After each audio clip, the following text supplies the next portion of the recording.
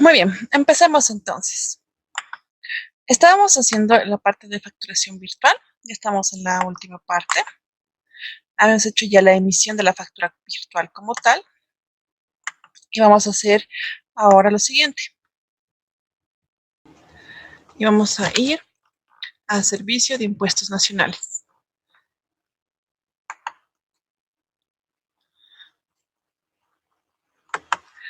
Como siempre, vamos a ingresar por la parte de portal de oficina virtual.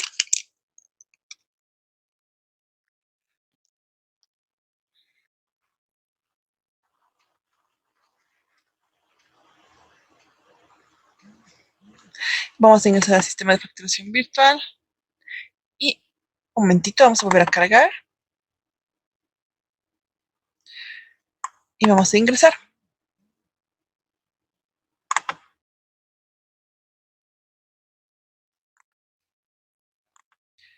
Ponemos los códigos, la contraseña,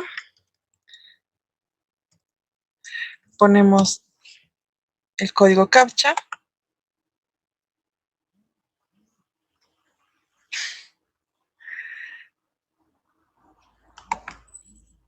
Un momentito. Y habíamos visto todas estas partes. Ya.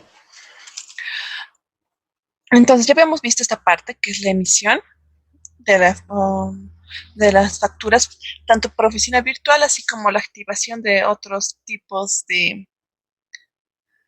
activación.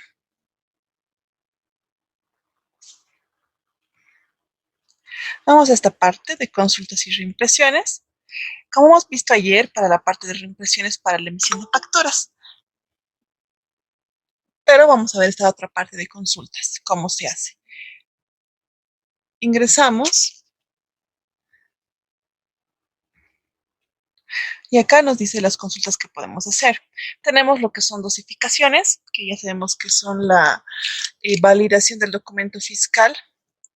Luego tenemos la asignación de sistema de facturación computarizado, la suscripción electrónica, la inactivación de facturas, las autorizaciones, los espectáculos públicos, las facturas electrónicas, detalle de ciclos, puntos de venta móviles, seguridad alimentaria y abastecimiento. Y además la justificación manual. En este caso, lo que se ha realizado más con esta cuenta es las facturas por web, o si no, vamos a ver la parte de inactivación. Acá tenemos que poner el número de trámite. Y aquí ponemos esto. Y nos pide de las fechas. Solamente es válido por un mes, así que, por ejemplo, vamos a poner este periodo de marzo a marzo. Y vamos a poner ejecutar consulta.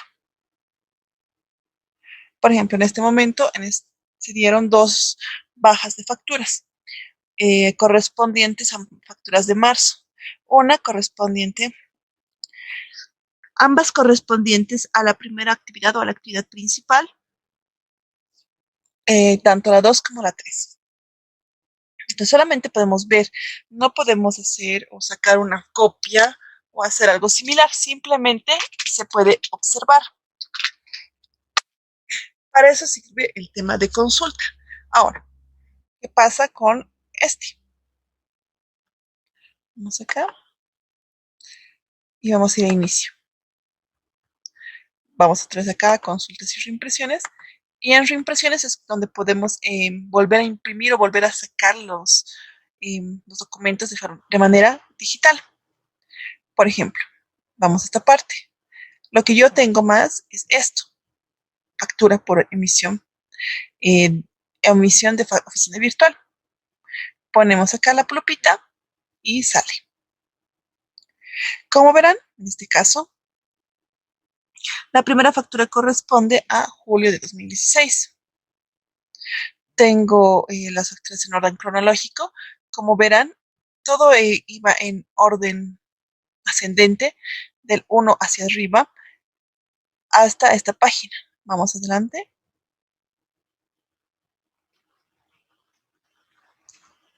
Y acá. En septiembre de 2020, como les había mostrado, salió una RND, o mejor dicho, en agosto salió una RND que actualizaba los códigos CAEP, que son los códigos de actividad económica, ¿sí? Al generarse esta situación, lo que sucedió fue que se reinició, si quieren, la numeración o la valoración de las facturas. Esto sucedió tanto en entidades como esta, como la mía, que es una unipersonal y que realizo la emisión de facturas por oficina virtual, como en pequeñas entidades que hacen facturación manual.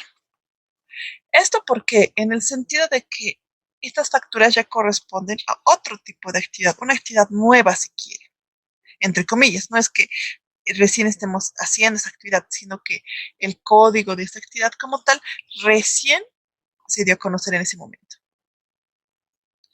Entonces, mediante esto, realizamos o se reinició las facturaciones y como verán tenemos dos unos, una que corresponde al 18 de septiembre y otra al 18 de enero de 2021.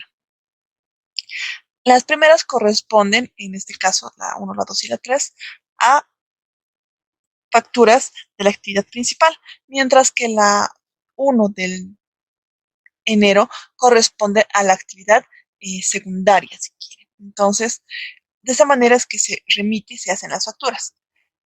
Entonces, de momento tengo yo tres facturas números 1, tres facturas números 2, 3, 4 y 5, que corresponden también, como verán, a diferentes tipos de orden.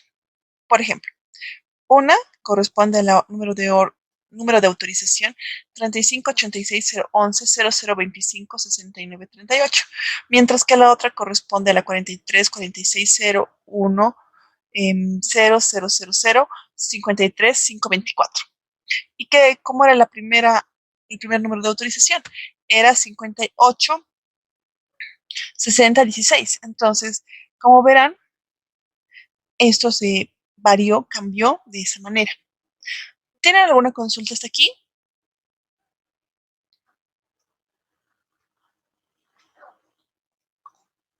¿Sí? Ok. Entonces vamos a al siguiente capítulo.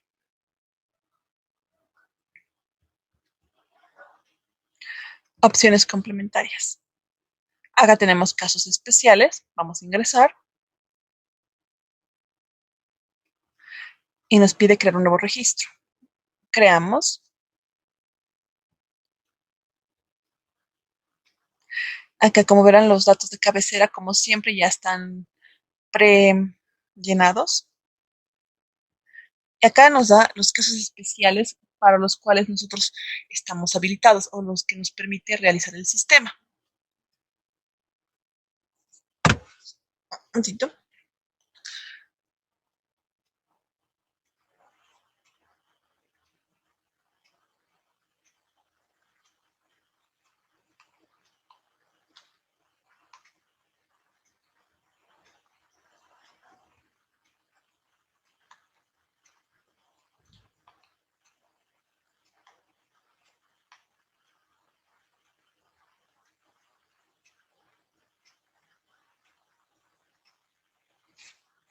Ya. Entonces tenemos acá estos casos de autorización especial.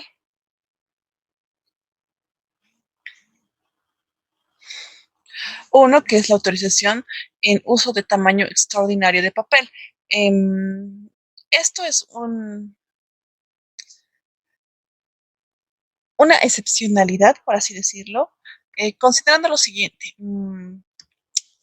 Las facturas generalmente no tienen cierta configuración y sin embargo no todas son estáticas, es decir, no todas tienen que tener el mismo tamaño, grosor, formatos, pero por lo menos se sobreentiende o se valida que las mismas poseen ciertas cualidades, por ejemplo, que van a ser impresas en hojas tamaño carta o máximo en oficio, que están en un talonario, y en ningún caso una factura va a ser de manera más allá de ese papel, por así decirlo.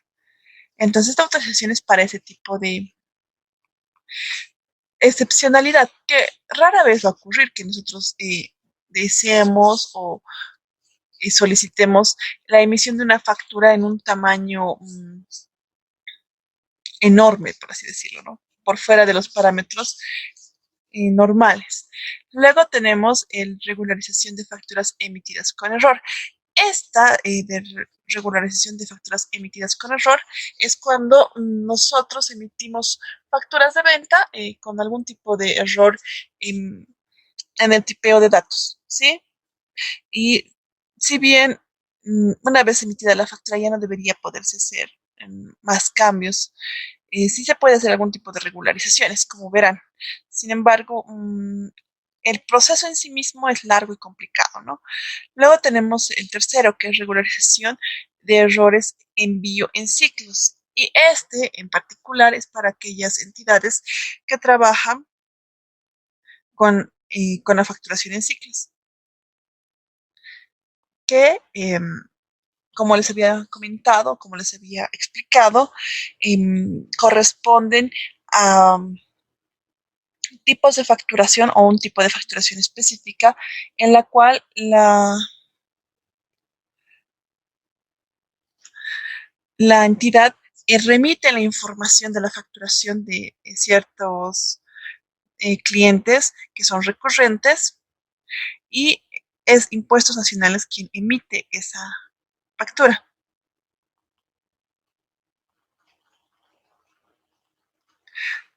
Cuando sucede cualquier tipo de contingencia al respecto, es decir, cuando eh, dentro de esas facturas emitidas en ciclos hay facturas que solicitan que se inactiven por cualquier tema particular de la entidad o cuando se solicita algún tipo de procedimiento especial, digámoslo así, se tiene que realizar esta autorización. Porque la teoría, o mejor dicho, la idea, la idea práctica de realizar este tipo de facturación en ciclos es que al ser importes recurrentes, al ser un cliente recurrente, no exista mayores complicaciones en la facturación, es decir, que se emita una sola factura para ese periodo y la misma no va a sufrir mayores cambios. Sin embargo, cuando sucede el percance, por así decirlo, entonces la situación cambia, ¿sí? Y tenemos que remitir o hacer una solicitud de regularización. Ahora, finalmente está la última opción, que es la reversión de inactivación de facturas. Nosotros cuando hemos realizado algún tipo de facturas y las inactivamos, al contrario que en un talonario manual, por así decirlo, e incluso en el computarizado, también en el computarizado se podría dar, pero sobre todo en las manuales no podría darse, pero en el tema de oficina virtual sí. Es decir, que esa factura que digamos la anulamos se puede revertir y valer o validar para eh, el envío regular, ¿entienden? Entonces, esos son los casos donde se genera este tipo de casos especiales para autorización o regularización en diferentes tipos de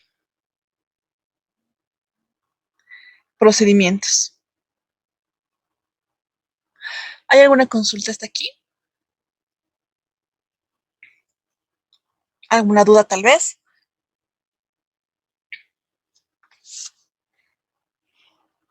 Licenciada, Sí. entonces la asignación de la inactivación de facturas se tiene que ser en el mismo periodo, ¿no? En el mes que se ha facturado. Eh, ¿Cómo se puede hacer? Se puede hacer hasta antes de la declaración. Siempre es ese el límite. Por ejemplo, en este caso, es como que nosotros hemos tenido un problema con el cliente y nos han devuelto la mercadería y nosotros hemos anulado la factura, ¿sí? Si es por oficina virtual, simplemente es inactivación y nosotros inactivamos la factura, pero llega 2, 3 semanas, 2 días después, digamos, dentro del periodo fiscal. Digamos que esto sucedió el 31 de marzo o que nos han anulado la compra de marzo, que nos han devuelto la factura y los bienes, por cualquier tema, ¿no? Puede ser. Pero a esta fecha, porque podríamos decir que nosotros hacemos el envío de formularios el 20, el día de mañana. Entonces, hoy vienen y nos dicen que no realmente requieren la mercadería o requieren el servicio, entonces por favor que se les devuelva o que la factura que se ha emitido vuelva a ser válida. En el caso de de las emitidas por oficina virtual como la que yo emito, sí se puede hacer ese tipo de reversión en la inactivación. Claro que eso dentro del periodo fiscal. Si, por ejemplo, fuera ya un número 5, un NIT 5, que ya ha declarado el día de ayer, y le dicen que tienen, no, ya son, sí, el día de ayer, pero le dicen que quieren que les remitan la factura y demás, ya no van a poder revertir porque esa factura ya se ha declarado como anulada. Lo único que van a poder hacer es agarrar y emitir una nueva factura. Entonces, la inactivación en general va a servir para las de oficina virtual que hablan sobre precisamente inactivación y tal vez para algún tipo de facturación computarizada o electrónica web que también podría ser revertida porque no se anula como una factura manual. Las facturas manuales, cuando se anulan, se engrampan a la original y se pone el eslogan de anulado tanto en la factura original como en la copia. Sin embargo, en una factura digital no se hace eso, simplemente se inactiva la factura. Y en este caso, si se pasa del periodo fiscal, es decir, ya se ha declarado esa factura, ya no se puede volver a emitir, ya no se puede inactivar. Si está anulada, va a quedar anulada y vamos a tener que emitir una nueva factura. ¿Estaría clara con esa su idea? ¿O su pregunta, mejor dicho? Ok, perfecto. ¿Alguna otra consulta tal vez?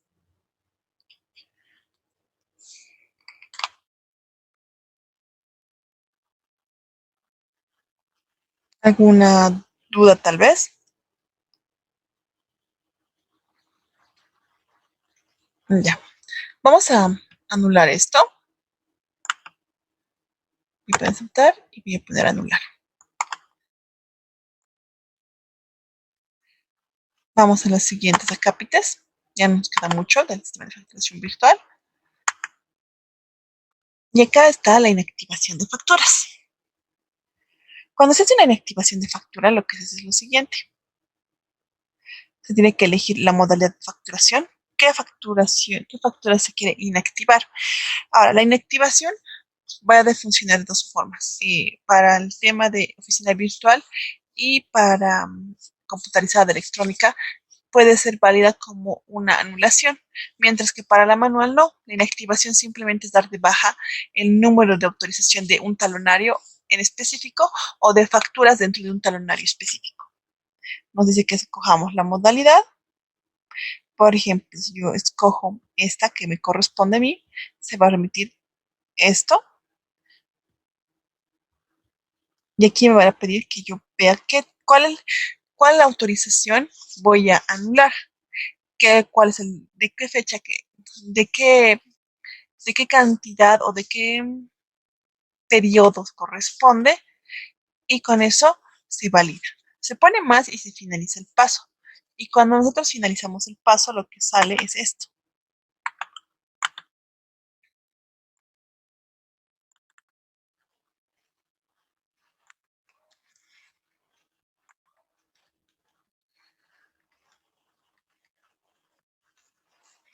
Un momentito.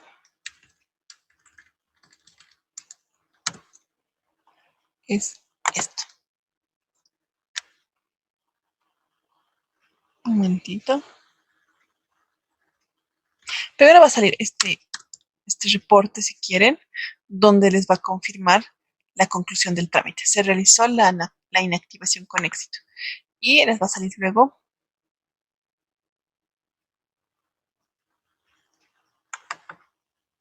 un momentito.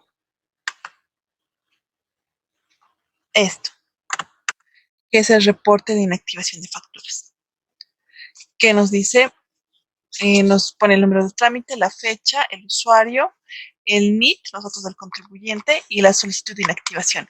ese número de autorización, tipo de inactivación, anulación, tipo de documento factura y el rango, desde qué número hasta qué número de factura. Si yo digo que solo es las 5, va a ser la cantidad de una sola factura. Y de esa manera se realiza la inactivación, que en este caso es por anulación. Ahora, vamos acá. Muy bien, entonces, ¿estaría clara la idea de cómo se hace la inactivación de facturas?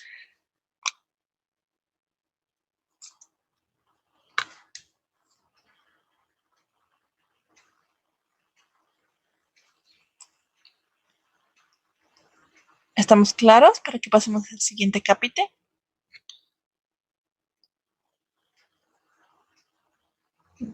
Vamos a ir al siguiente capítulo.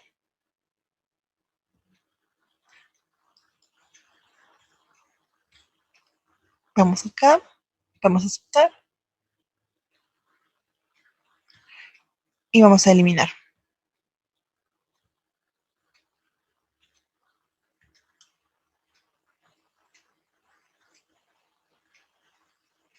Y vamos a esta parte. Esa de cancelación de trabajos de impresión tiene una funcionalidad. No nos dice acá lo siguiente.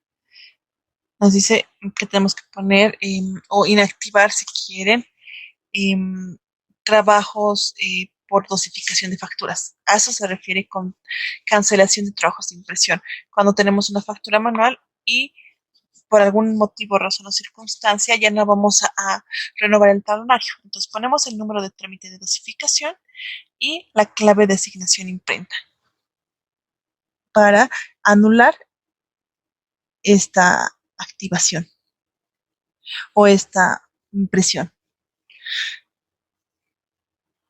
En el caso de que ya no deseemos emitir o obtener esos ese talonario de facturas o esos talonarios de facturas. ¿Estaríamos claros con eso?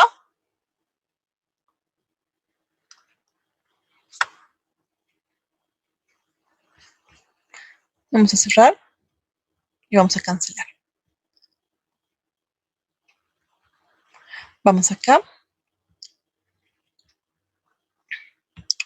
y autorización de dependientes. Esto es para la gestión de dependientes. Vamos a poner acá. Acá se ponen los datos. Vamos a ver acá. Y nos dice, ¿no? Selecciona la opción de cargar una planilla auxiliar.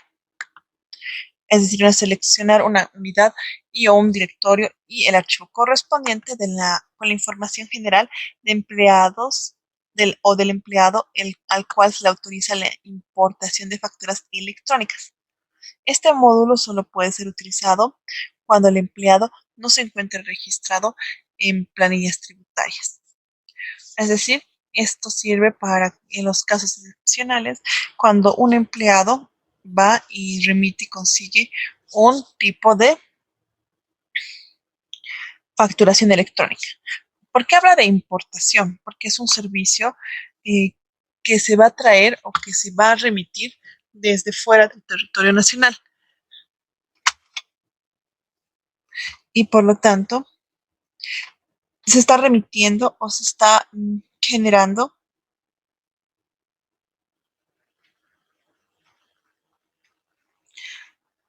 un tipo de información y una línea de trabajo entre quien va a proveer el servicio y quien lo va a consumir o lo va a asumir en el país, ¿no? También nos indica que solo en caso de que la persona que vaya a adquirir, el dependiente que vaya a adquirir este software, no se encuentre dentro de la planilla tributaria, es que se va a hacer este formulario. Fuera de eso, no. Y aquí nos dice, ¿no? Cómo tiene que ser el formato. El archivo debe estar en formato TXT, separado por pipes, conteniendo la siguiente información: documento de identidad, apellido paterno, materno, nombres, tomando en cuenta En caso de faltar un apellido, se registrará doble pipes. En el campo de documentos solo se deben ingresar valores numéricos, es decir, sin letras, considerando la cédula de identidad o la cédula de identidad de extranjero.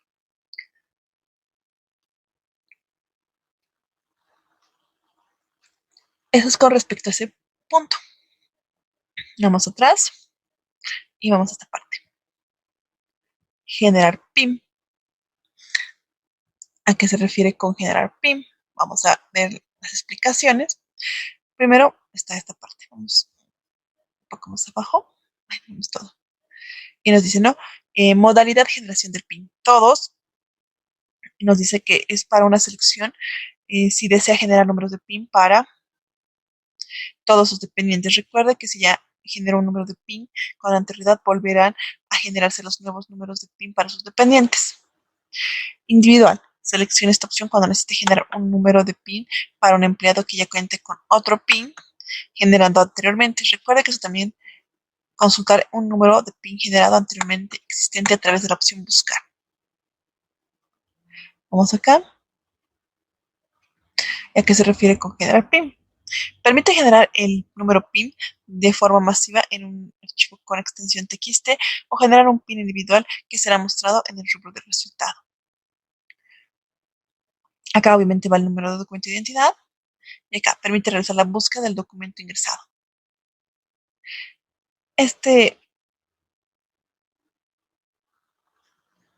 Esto es para generar la importación de facturas a través del facilito.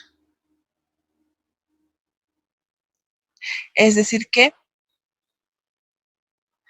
se pueda remitir esta información o remitirla, generar una especie de enlace entre el CIAT y la oficina virtual o el facilito.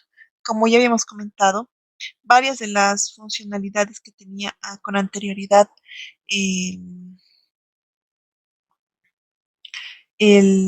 ¿cómo se podría decir?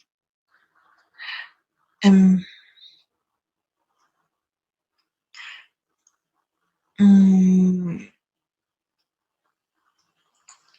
el sistema inicial que era el facilito, fueron poco a poco remitiendo parte de sus funciones al CIAT. En este caso se está generando una especie de enlace para el tema de facturas, en este caso ventas, a este sistema mediante el uso del facilito. Porque se recuerden que ahora todos tienen que presentar el libro de compras y ventas de manera mensual. ¿Sí? ¿Estaríamos claros hasta acá o tienen alguna consulta tal vez? ¿Alguna duda?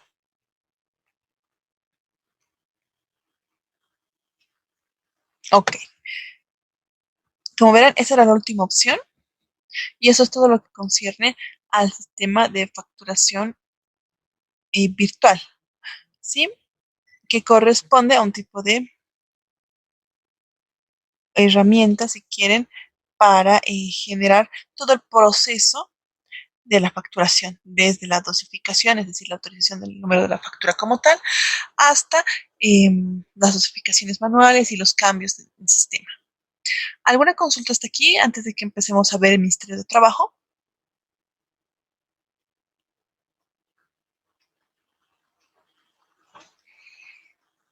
¿Alguna duda tal vez? Ok, vamos a cerrar esto y vamos a ir acá.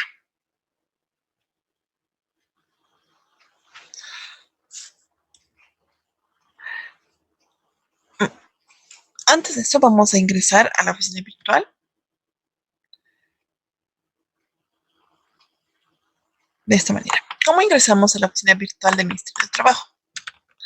Ponemos Ministerio de Trabajo o si no, Ministerio de Trabajo,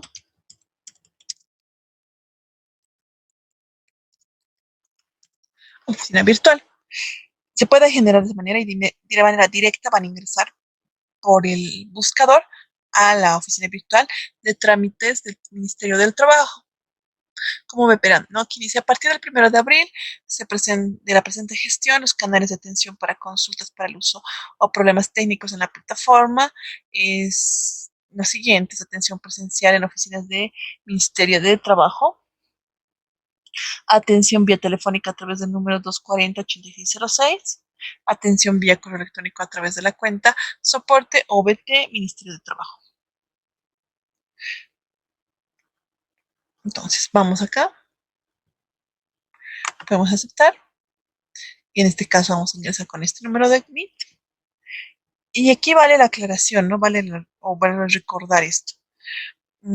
Para ingresar a la oficina virtual del Ministerio de Trabajo, se debe emplear los datos del NIT, usuario y contraseña, con los que se accede a la Oficina de Servicio de Impuestos Nacionales.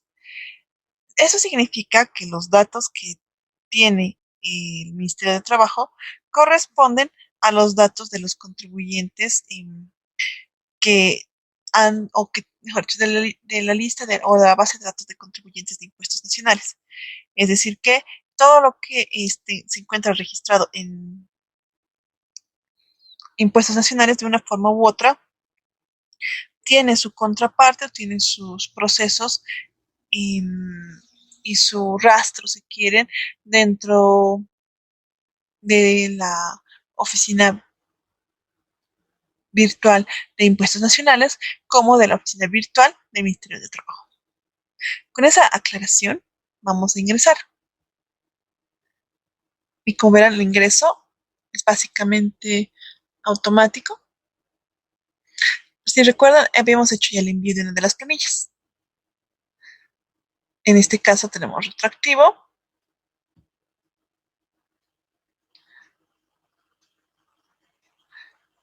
Si ustedes recuerdan, no había esta planilla cuando nosotros hemos hecho el llenado.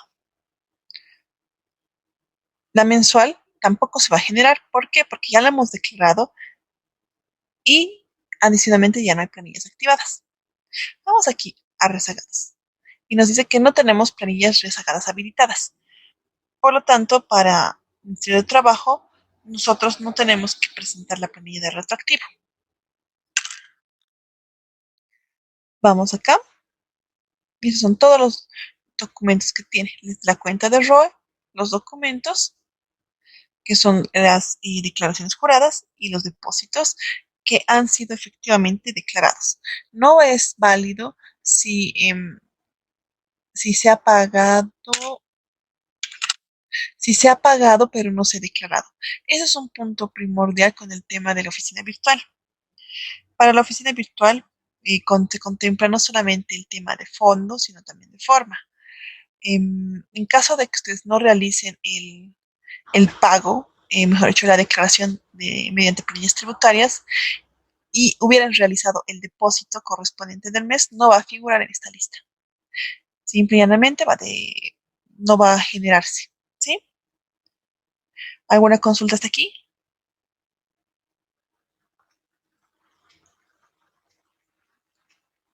¿Alguna duda tal vez? Vamos a la parte del video. Como verán, estamos en la misma página inicial. Ingresamos. Y aquí vemos todo lo que se cuenta. Vamos a hacer la declaración de una planilla mensual. Sí.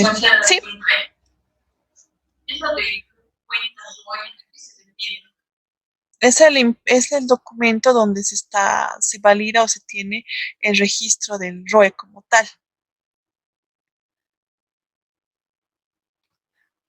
Vamos a ver el registro, ¿les parece? Déjenme un minutito. Voy a buscar el video porque obviamente no se puede registrar dos veces al mismo contribuyente, como comprenderán. Una sola vez es el registro.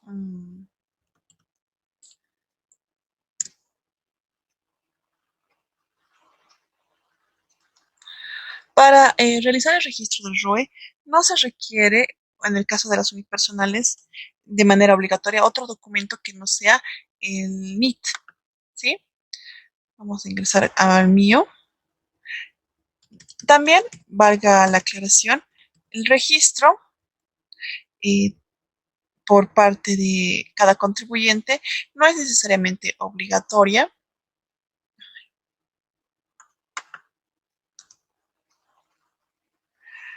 Ya sé, vamos a hacerlo con este contribuyente. Dime un segundito.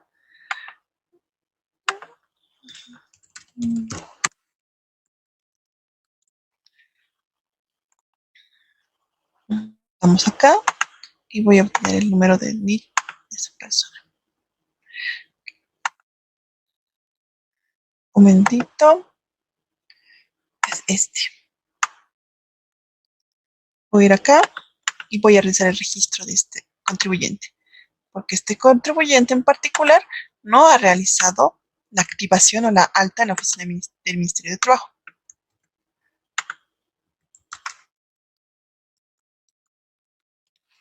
Vamos a iniciar sesión. Y si se ingresa por primera vez, esto es lo que va a suceder. Información importante. Vamos a leerlo, por favor. ¿Alguien me podría colaborar con la lectura del primer párrafo?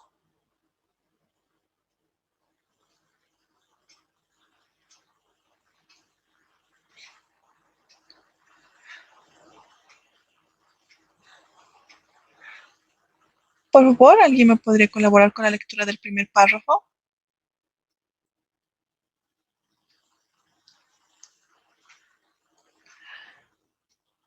Bueno, ya.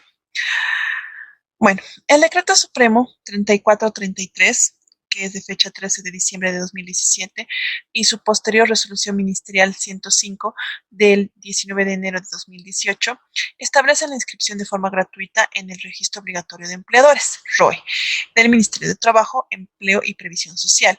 Toda empresa o establecimiento laboral del sector privado e instituciones públicas comprendidas en los siguientes puntos debe realizar su inscripción. Esta normativa genera una obligación de registro, ¿sí?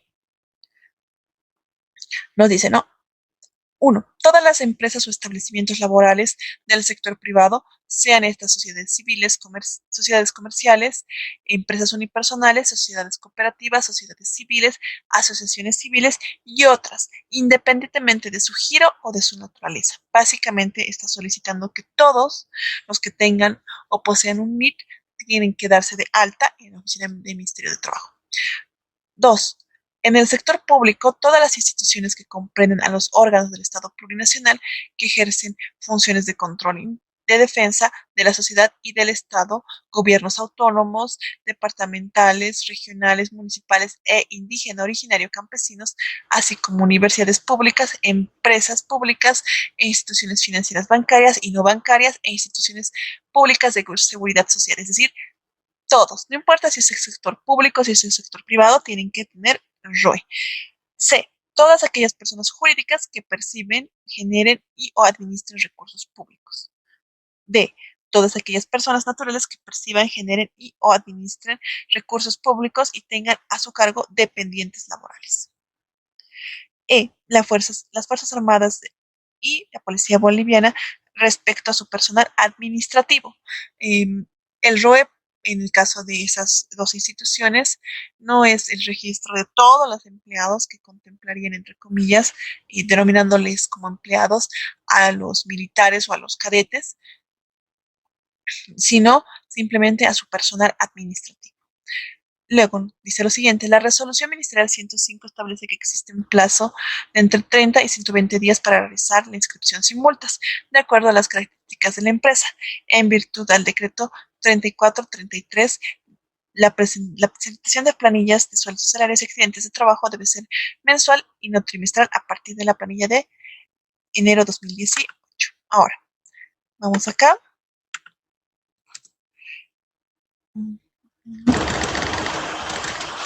Y vamos a ingresar.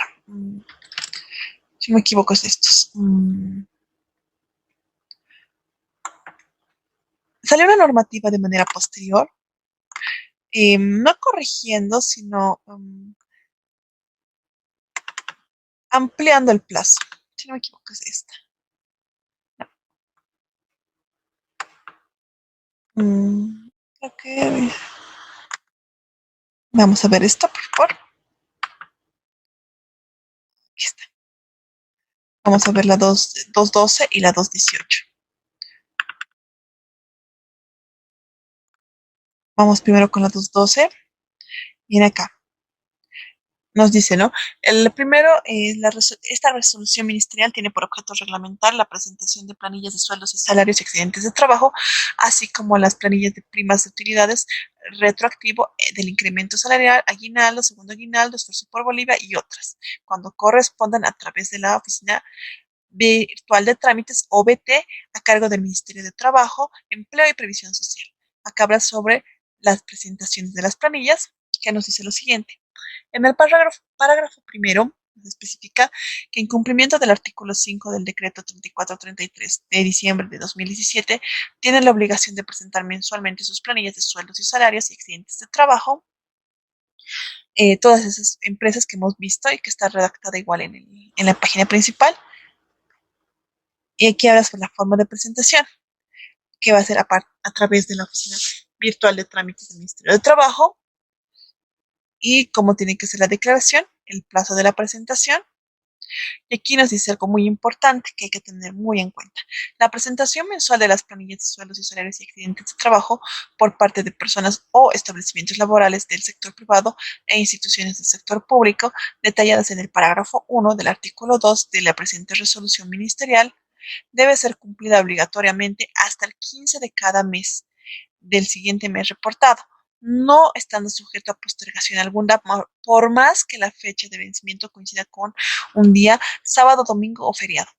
Cuando hemos tenido los problemas en la pandemia fue la única vez que permitió o se habilitó el sistema para que presentemos planillas fuera del mes o del periodo correspondiente. Por fuera de eso, no ha existido tal. Siempre que ha caído en domingo o feriado, sale incluso el aviso diciéndoles que sí o sí se tiene que presentar hasta esa fecha, hasta el 15. No importa si el 15 cae, como les dice ahí, ¿no? Domingo, sábado o feriado, ¿sí? Es algo que hay que tener muy en cuenta. No es como en impuestos nacionales que cuando la fecha de presentación cae en un fin de semana o feriado, se traslada al siguiente día hábil. No, directamente no se puede realizar eso y se anula la opción. 2. O parágrafo segundo. El plazo de presentación de las planillas retroactivas correspondiente al incremento salarial será determinado por disposición específica emitida por cada gestión. El plazo de presentación de aguinaldo de Navidad y segundo aguinaldo se regirá por disposiciones específicas. Entonces, todo esto es de las declaraciones. ¿Sí? Y aquí está el cuadro de factor por días de retraso por sanción de incumplimiento, que, como verán, va desde el 1,667% hasta el 40%. Pero pasados los 180 días, nos dice, del incumplimiento de la presente resolución, eh, además del, se dará una imposición a la multa equivalente al 40% del total ganado de la última planilla presentada. El pago de la multa referida en los parágrafos precedentes deberá ser efectivizado por las empresas o establecimientos laborales. Hay una exención, por supuesto. En toda normativa puede existir exenciones. Entidades que no tengan la obligatoriedad de realizar estos procedimientos. En este caso, las que están exentas de realizar esto son las instituciones del sector público y las misiones diplomáticas consulares y las organizaciones internacionales acreditadas en territorio nacional que tengan bajo su dependencia personal local por estar reguladas por normativa especial, convenios y tratados internacionales. También quedan exentas de la aplicación de sanciones por incumplimiento de la presentación mensual de planillas de sueldos y salarios, según lo que establece la planilla de prima de utilidades retroactivo del incremento salarial, aguinaldo de Navidad, segundo aguinaldo y otras. Es decir, que lo que corresponde a misiones diplomáticas, consulares y organismos internacionales, eh, no van a tener la obligatoriedad de realizar este trámite. Además, nos dice que tiene que ser una vez obtenga su número de identificación tributaria y procedan a la inscripción del ROE, deberán presentar las planillas mensuales de sueldos y salarios. Las multas generadas al cuarto trimestre de la gestión 2017, que era el último trimestre que se presentaba así, de manera trimestral las planillas, y gestiones anteriores por el retraso de la presentación de las planillas de sueldos y salarios, así como las planillas retroactivas del incremento salarial, de primas utilidades y planillas de aguinaldo de Navidad y segundo aguinaldo, deberán aplicarse de acuerdo a las previsiones contenidas en la resolución ministerial 855 del 2014. Acá nos establece claro los costos. Cuando la planilla no supere los 100.000 bolivianos, va a ser 23 bolivianos. Y cuando supere los 100.000 bolivianos, va a ser 45 bolivianos. Tenemos los manuales. Y acá va a hablar de reemplazos.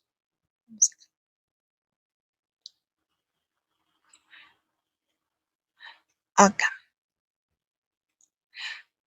Uno, se decide ampliar el plazo previsto en el artículo presidente de la 105/2018 por 15 días hábiles improrrogables computables a partir del lunes 19 de marzo de la presente gestión. Esto era en el tema de los plazos para los registros. Sin embargo, debido a una actualización de la normativa, estos plazos ya quedaron nulos, es decir, que uno puede registrarse sin esa penalidad. ¿Sí? Es lo que vamos a hacer ahorita. Ya hemos leído todo esto y ponemos que se ha comprendido esto. Y vamos a poner esto, ¿no? Que nos dice, bienvenidos a la oficina virtual de trámites, iniciar guía. En esta parte nos dice, para más información acerca de las opciones del sistema, coloque el puntero del mouse sobre las ayudas. Siguiente. Acá están las opciones principales del sistema, la cuenta y la guía. Al hacer clic en los puntos, en los 3 puntos, podrá ver esas opciones. Y también está la opción de salir. Con respecto a actualizar la página actual, eh, es refrescar la página para actualizar los datos que se están remitiendo. Ahora, el segundo es para poner en modo pantalla completa o no. Ponemos entiendo y acá registramos el correo electrónico del administrador de la cuenta ROE. En este caso vamos a poner el correo de la persona, de mi persona que lo está administrando,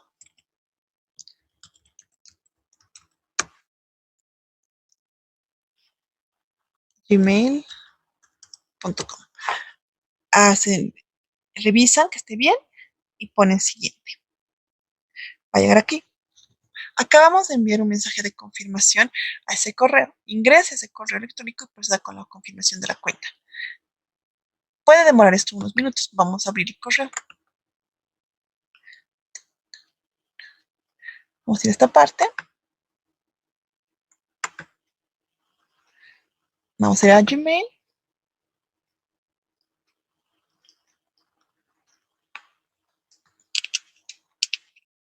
Y aquí ha llegado. Ponemos activar cuenta. Y aquí realizamos esto.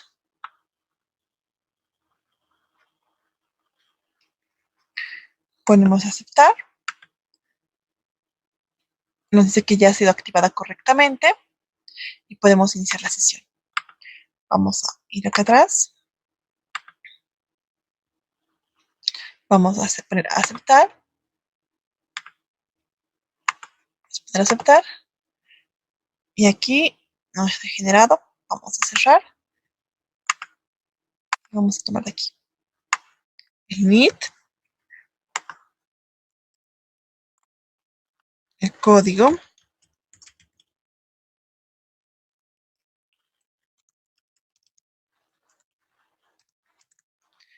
la contraseña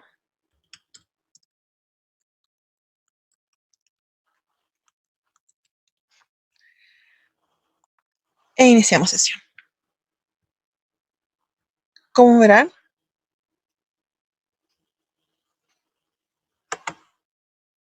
tenemos este tipo de cuenta. Nos dice, ¿no? Elija el tipo de institución, organización que desea registrar para el NIT. Y nos da dos opciones. nos dice, si selecciona empresa, los datos de la institución se obtendrán automáticamente de la información registrada en Funda Empresa. Es decir, que para aquellas instituciones que están registradas en Funda Empresa, se tiene que realizar mediante la primera opción. Y aquí nos dice, ¿no? Con fines de lucro. Cualquier forma de sociedad comercial o empresa dedicada a realizar una o más actividades comerciales que tengan el objetivo de generar ganancias. Y se selecciona otro rubro, deberá registrar la información requerida de forma manual. Otros rubros, instituciones sin fines de lucro, empresas y entidades públicas y otras incluidas en la lista reflejada en el botón. Acá están los que poseen NIT y matrícula de comercio. Y aquí están solo los que tenemos NIT. Ahora miren lo que dice. Nos dice otros rubros. Empresas unipersonales sin matrícula de comercio, cooperativas, empresas públicas, entes gestores, entidades civiles, entidades públicas, entidades territoriales autónomas, fuerzas hermanas, fundaciones, instituciones financieras públicas, ONGs, organizaciones religiosas, eh, organizaciones sociales, personas naturales con dependientes, Policía Boliviana, Régimen Agropecuario Unificado, sindicatos, sociedades civiles y universidades públicas.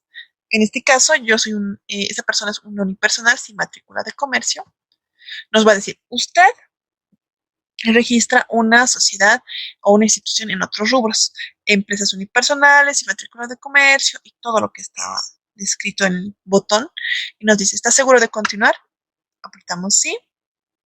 Esperamos un momento y acá, acá nos dice, ¿no? Antes de llenar, si su empresa tiene fines de lucro y llegó a este punto por error, debe cambiar en esta opción, haciendo clic acá. En este caso, no se puede hacer eso. Vamos a poner la razón social. En este caso, va a ser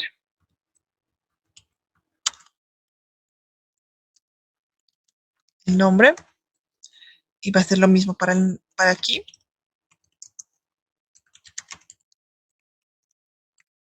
Tipo de organización y nos va a dar una lista. Cooperativa. Y, ¿por qué todas esas entidades están en otros rubros? Porque esas entidades no están obligadas a tener matrícula de comercio, ¿sí? Por más grandes que sean, no están en esa obligación. Las cooperativas hay que entenderlas como entidades o personas jurídicas con ciertas particularidades que nacieron o en su concepción fueron creadas bajo la idea de cooperación. De ahí el nombre de cooperativas. Es decir, que estas entidades tienen la idea de ser una cooperación entre personas que van a buscar un mismo fin. Por ejemplo, nosotros sabemos que el Seibo está teniendo graves problemas financieros. Y en realidad el Seibo es un tipo de cooperativa. Las cooperativas no se remiten simplemente a entidades financieras, como podríamos creer, o a entidades al estilo de Cotel o de Cotas o de Comteco, dependiendo del departamento, sino son entidades que buscan el desarrollo de sus agremiados, ¿sí? Esa es la idea. Tenemos las empresas públicas, que por definición son entidades que trabajan con dinero gubernamental, entes gestores, que son un tipo de entidad privada, pero que realiza función pública. Entidades civiles, que pueden ser muchos tipos de entidades civiles, clubes deportivos, asociación de padres y demás, que es una entidad civil. Luego están las entidades públicas, que son oficinas de ministerios, viceministerios. Luego entidades territoriales autónomas, que son tipos específicos de municipio, digamos, fuerzas armadas, las fundaciones, instituciones financieras públicas, ONGs, organizaciones religiosas, organización social. En este caso es una empresa unipersonal. Vamos a buscar eso. Empresa pública, entidad pública, institución, ONG,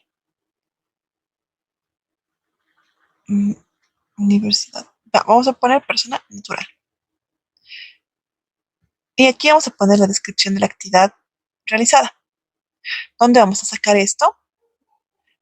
Cuando hemos realizado la revisión de la oficina virtual en la parte de padrón biométrico, se remitía varios documentos.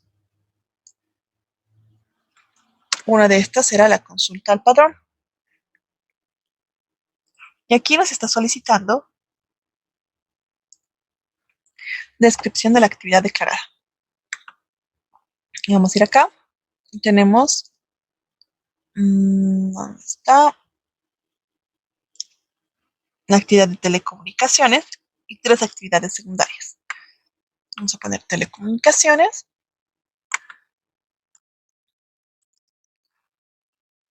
¿Por qué telecomunicaciones? Porque es un punto, un café internet que tiene también servicio de telefonía. Esto, venta al por menor de equipos de oficina, libros, papelería, periódicos y otros. Vamos a llevarlo acá.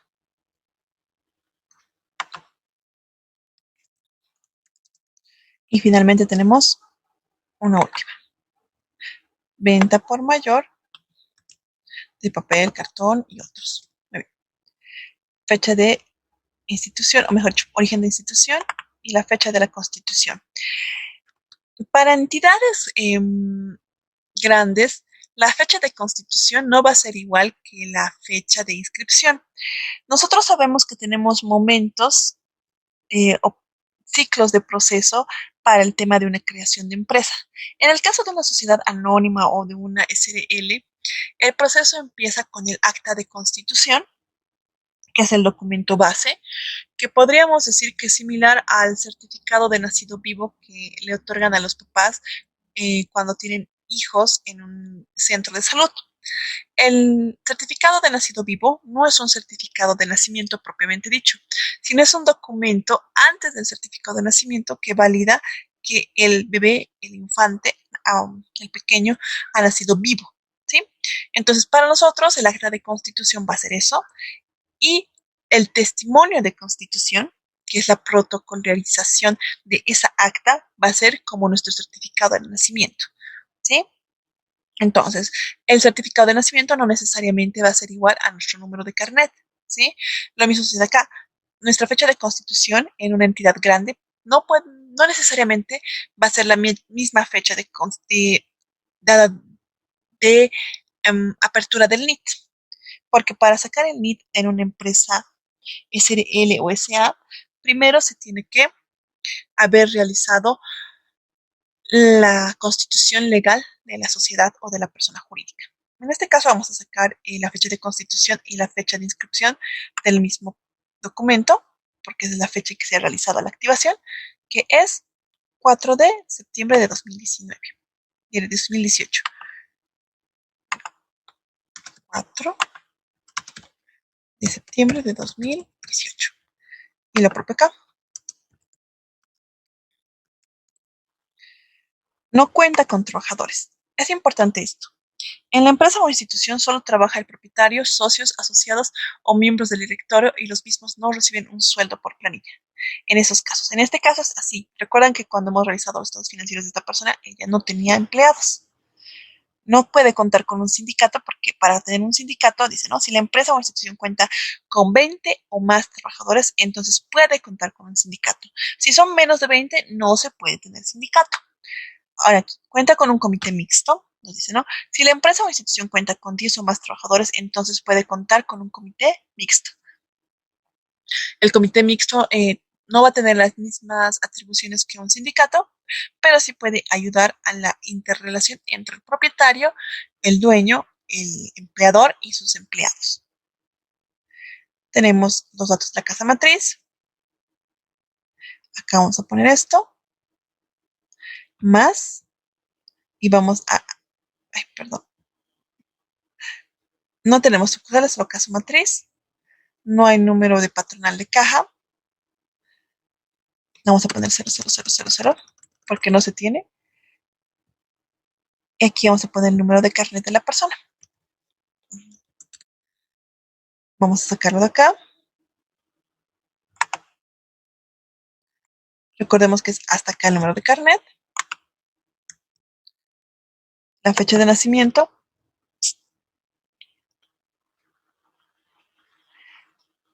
Aquí vamos a poner el nombre.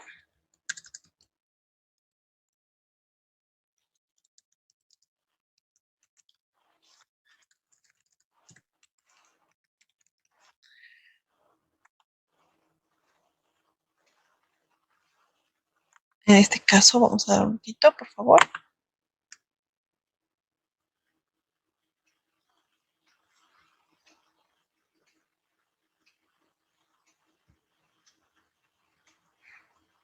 Lo que pasa es que en esta parte se tiene que validar los datos mediante el CIGEP. Es decir, que mm, necesariamente tengo que contar con la fecha de nacimiento y en este caso no tengo la fecha de nacimiento de la persona. Vamos a seguir llenando y vamos a ver que no es muy diferente, ¿ya? Acá vamos a poner la dirección, pero no de su domicilio, sino del domicilio fiscal, que es este.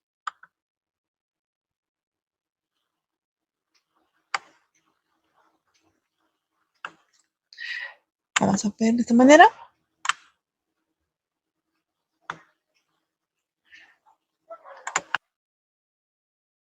Vamos a ponerlo así.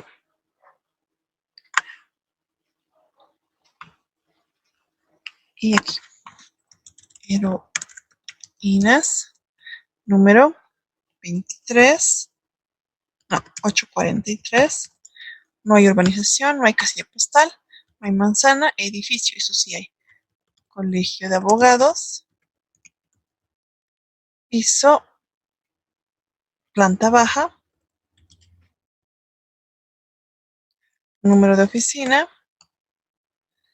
es el número 23. La zona noreste, noreste central.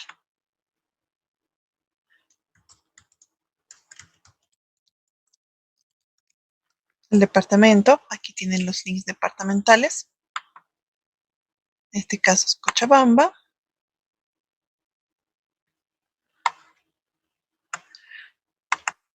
Provincia Cercado, municipio de Cochabamba. Y la referencia es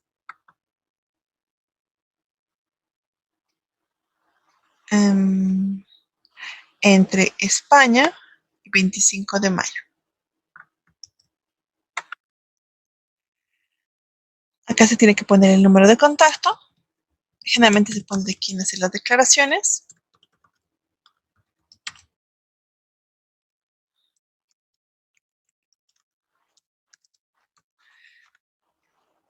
Y una vez que se concluye todo esto, se pone registrar. Sí, no podemos registrar ahorita porque no tengo la fecha de nacimiento de la persona. Pero una vez que se registra, el ROE se va a ver de esa siguiente manera.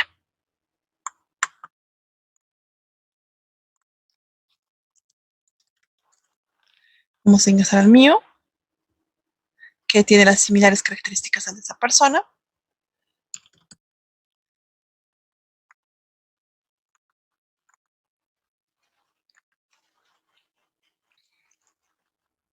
Esperamos un momento que cargue. Y se va a ver así. Va a saltar la página de esta manera. Se pone inscrito. Y aquí están los datos. De esta manera se va a ver el ROE.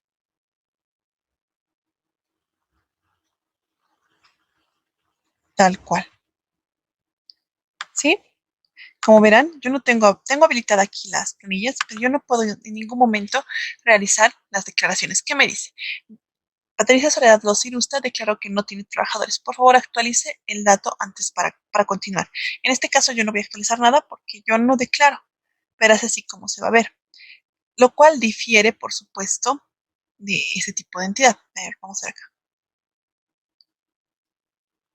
Que como ustedes verán, tiene la opción para realizar el envío de la planilla. En este caso vamos a hacer el envío de la planilla mensual de febrero. Se hace clic en esa planilla y se realiza la apertura de la planilla para su envío como tal. ¿Sí? En este caso, ya se tiene o ya se cuenta con el registro del trabajador o los trabajadores de la última planilla declarada. ¿Sí?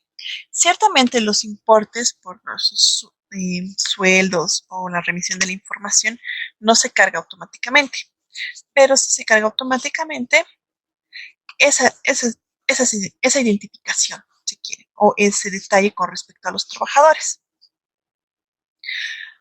Acá hablamos del cargo, la modalidad de trabajo, el tipo de contrato y a partir de días pagados es que se encuentra vacío el formulario, es decir, hasta la parte de tipo de contrato se va a copiar de manera automática.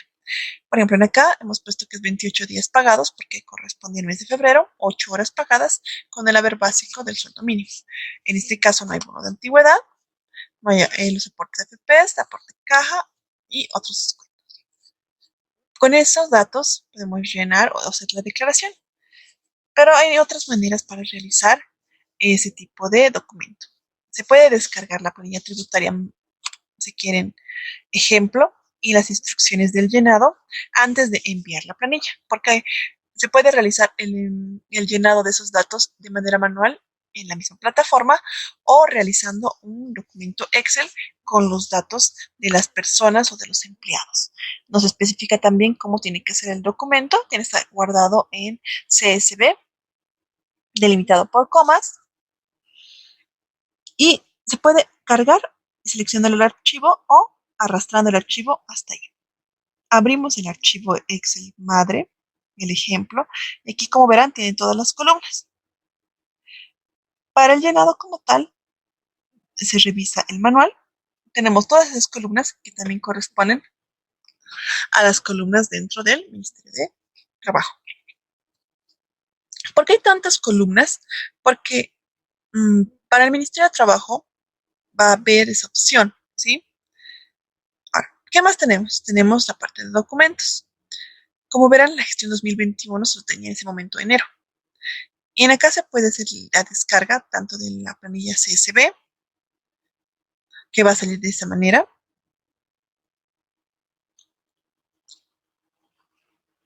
donde están todos los datos que se han declarado. En la columna de arriba, por supuesto, están los datos de la entidad como tal, de las columnas, mejor dicho, de la planilla. Y en abajo los datos que se ha llenado para enviar esa información. Ahora, vamos acá. También tenemos más otras formas o más detalles al respecto. Vamos acá, vamos a la planilla base y lo primero que se hace es llenar el número. En este caso es uno, ¿no? Porque es el único empleado que vamos a tener.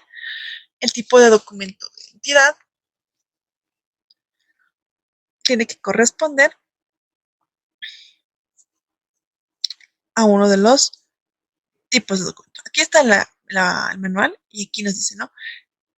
Nos dice, el número tiene que ser correlativo y en el caso de tipo de documento de identidad se tiene que poner esas iniciales CI. En el caso de cédula de identidad de extranjería se pone CI barra baja extranjero o si no pasaporte. También en la parte de observaciones nos dicen qué campos son obligatorios de llenado, ¿sí? Y qué campos no. Vamos a ponerlo de manera lateral. El tipo de documento CI, el número de documento de identidad, es el número de carnet. En el caso de que sea un número de carnet que no tenga dobles o no sea duplicado, solo tiene que ponerse el número de carnet.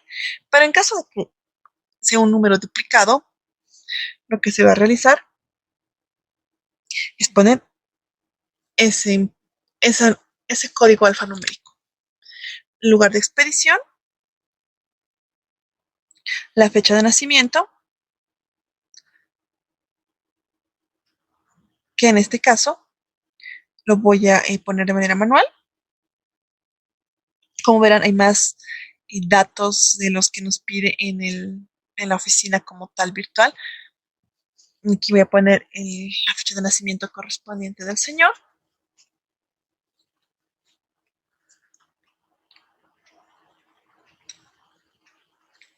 ¿Hasta acá tienen alguna consulta, alguna pregunta tal vez?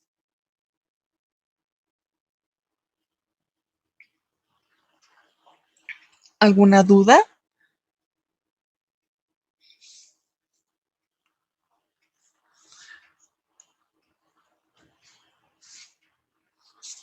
Vamos a adelantar un poquito.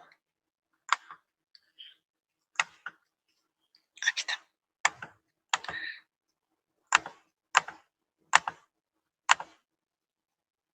Y se va a poner el número de la fecha de nacimiento, que en este caso era del año 62. Si no me equivoco, era 18 de febrero de 1962. Siempre se me olvida ese dato. Ah, no, 27 de febrero de 1962. En la siguiente columna, que es apellido paterno, se va a poner el apellido paterno de la persona. En la siguiente, el materno. En el siguiente, dos nombres, en caso de que tenga más de uno. En la nacionalidad, el país de la nacionalidad. Y luego nos dice qué tipo de sexo tiene, si es masculino o femenino, se pone de acuerdo a lo que nos indica en el manual, que sería M para masculino y F para femenino. En el tema de jubilado, se tiene que poner 0 si no es jubilado y 1 si es jubilado. ¿Por qué poner eso? Porque en algunas instituciones, a una hora después de su jubilación, hay personas que siguen trabajando. Luego está el tipo de aporte de la AFP. El 1 es previsión y el 2 es futuro. Si, luego la pregunta, ¿tiene personas con discapacidad a su cargo? 0 es no, 1 es sí. Tutor de persona con discapacidad, 0 es no, 1 es sí. La fecha de ingreso a la entidad, en este caso hemos determinado que fue el 1 de enero de 2020. Y la fecha de retiro no existe, el motivo de retiro tampoco. Esas columnas sí pueden estar vacías. Respecto a la Caja Nacional de Salud, se tiene que poner a cuál caja corresponde, siendo 9 cajas las autorizadas por sistema y siendo la 1 la Caja Nacional de Salud. AFP, a la que aporta, el 1 es de previsión y el 2 es futuro. El NUA o el CUA son números de identificación, números únicos de identificación para el tema de los asegurados en AFPs, ¿sí? En, a diferencia de lo que sucede con la Oficina Virtual del Ministerio de Trabajo, el NUA y el CUA no tienen ninguna relación ni con el NID, ni con el código de dependiente que ya ahora nos genera impuestos, sino que es un número independiente. Ahora acá vamos a la parte de llenado por sucursales y nos dice, ¿no? Número de identificación de sucursal a la que pertenece. Si es que solo es una, solo se tiene que poner uno. Clasificación laboral. Y acá están los tipos de ocupaciones que pueden haber. Son 10 tipos de ocupaciones que valida el Ministerio de Trabajo. Y el 7 corresponde al tipo de actividad que realiza en la entidad. Lo dejaremos por aquí, hasta aquí por hoy, por favor. Mañana continuamos desde esta parte. ¿Estaríamos de acuerdo?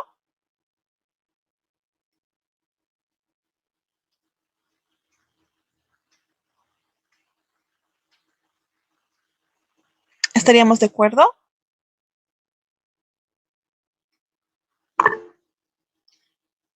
Muy bien, entonces mañana continuamos con la parte final, si quieren, del envío a la oficina virtual del Ministerio de Trabajo de las planillas mensuales y vamos a comenzar con las AFPs. Hasta mañana y que tengan un descanso reparador.